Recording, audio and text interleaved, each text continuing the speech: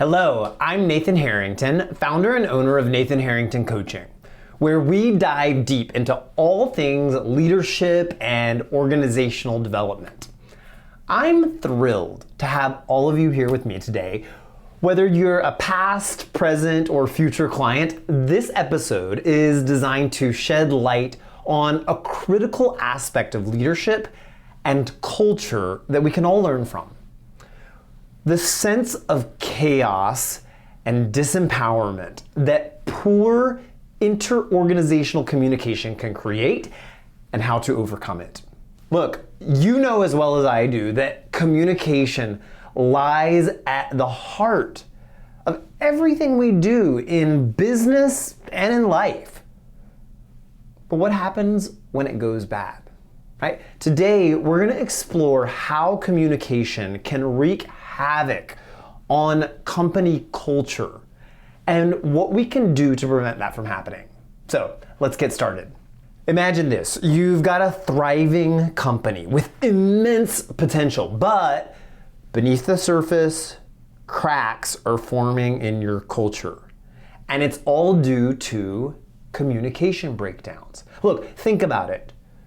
Consider that your culture, what constitutes any organizational culture, is the communication within that culture, the quality of the culture, the communication, what people are saying, how they're saying it, how it's being listened to, who's listening to it. Look, communication, which includes speaking, listening, and written communication, and the ways that people interact with all of that communication, all of that can be the glue that holds your culture together, or it can create separation, disempowerment, and at its very worst, ultimate toxicity. When communication falters, trust crumbles, innovation stagnates, and conflict starts to brew. Essentially, poor communication can be the silent killer of a company culture. So today I want to explore the top 3 communication errors that companies make and what you can do to tackle them. Our first communication error to break through is the general avoidance of difficult conversations. Now, we've all been there, right? Those tough discussions that we'd rather sweep under the rug. But what's the cost of silence? When unresolved conflicts fester, resentment emerges. Now, there's a root cause to avoiding these conversations. Why is this so prevalent? Well, it's fear. A fear of what? Negative reaction, right? We worry that employees might leave or that they'll explode in anger if we confront something uncomfortable. So the best way to deal with this is through compassionately and boldly facing fear. Now, this can be tricky because oftentimes it's simply a low-level fear that holds us back, or we don't want to admit that we're afraid. But leaders, you can normalize conversations about the fears that we all experience and the importance of courage, the kind of ordinary courage that is required to speak up when things aren't working. At a company-wide level, there are tons of great conflict resolution trainings out there, guidelines for constructive feedback, and ways to create safe and open communication environments. Look, here's one small example, is when people come to you with issues, always thank them for communicating. I used to have a boss that would say, I wish you had come to me before, right? Well, I'm coming to you now, right? So you gotta train people like, yeah, thank you for coming now. This goes a long way in making sure that everyone feels comfortable addressing concerns. Our second communication pitfall is neglecting employee input. Disengagement and lost innovative ideas result when we fail to really value employees' perspectives. Now, why does this happen?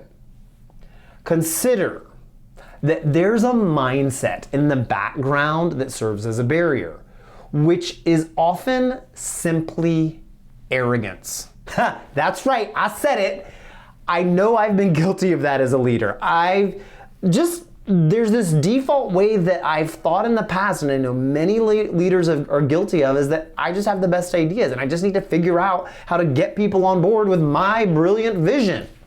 Right? This is emotional intelligence 101. And the real tragedy of this is that it leads to missing super valuable contributions from the team, from your people. So, how do you solve this? Is first, cultivate empathy. Now, I know it's such a buzzword these days, but empathy is an actual skill, right? Not a personality trait, not a characteristic, but a skill that people can and must learn to create healthy, thriving cultures. You've got to foster an environment that supports and really demands empathy by training leaders and employees to understand and appreciate each other's viewpoints. So company-wide, you want to establish channels for employees to share ideas and feedback and concerns. All right, so this can take place on Slack or anonymous feedback forms, or by carving out time in one-to-ones or team meetings for members to voice their concerns. And when you do request employee input, and this is probably more important than simply requesting it, than the requesting it part, because sometimes people will request it, but then they don't do anything with it. So there's also got to be systems for interacting with the feedback. Opportunities where you show appreciation for giving the feedback, and then letting people know and having sort of transparency about how the feedback will be interacted with. So to let people know, like, hey, we got a suggestion to do this thing, right? And so we're going to be taking that on. Now, we're not going to be taking it on right now, for the first quarter is really filled up, but we are going to be taking it on in the second quarter, right? Or look, you're not going to take on every idea. You will get some bad ideas, and so you've got to have the integrity and the courage to say that. Like, we got this idea, and we're not going to be doing that right now. That's not in line with our, priorities for this year, or, it's not in line with the company core values, or whatever it is the reason that you're saying no to that thing. Now, finally, speaking of transparency, this leads to our third communication error, which is a lack of transparency company-wide, from the top down or in between departments. This is a total breeding ground for mistrust, rumors, and gossip.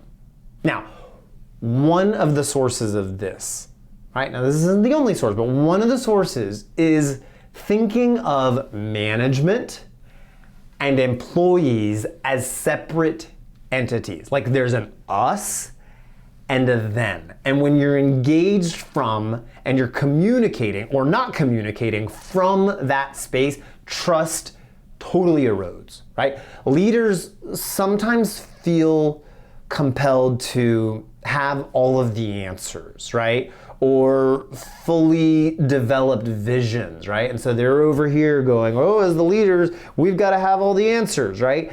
And so that they're not transparent about where they are with particular ideas, right? And a part of the thing is that they're fearing, right? This is the mindset, this is the barrier, one of the things that you got to let go of, is they're afraid to say, I don't know.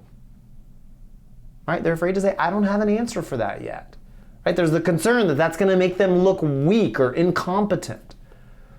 So, here's a solution. As a starting point, is to create a unified identity. Your company could borrow a page from Starbucks, right? This is one thing that comes to mind, and use come up with a common term for everyone, right? Referring to everyone as partners, right? Managers and employees alike, fostering a sense of shared responsibility and collaboration.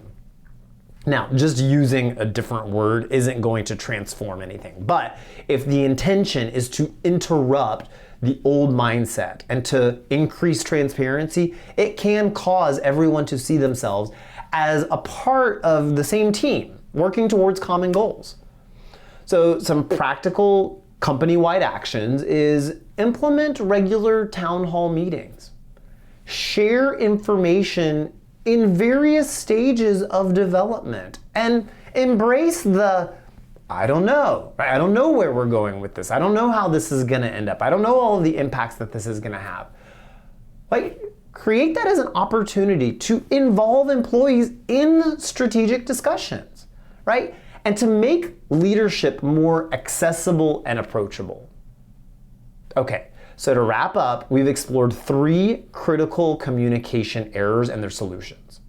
Ultimately, it boils down to understanding the mindset barriers that hold us back and taking practical steps to overcome them. By tackling these challenges head on, we can safeguard, right? You can really defend your company culture and enhance it, creating more open, engaged, and trusting workplaces. Thank you for joining me today. Remember, in the ever-evolving landscape of leadership and culture, effective communication is a remarkably powerful tool. Until next time, keep leading with purpose and fostering a culture of communication excellence.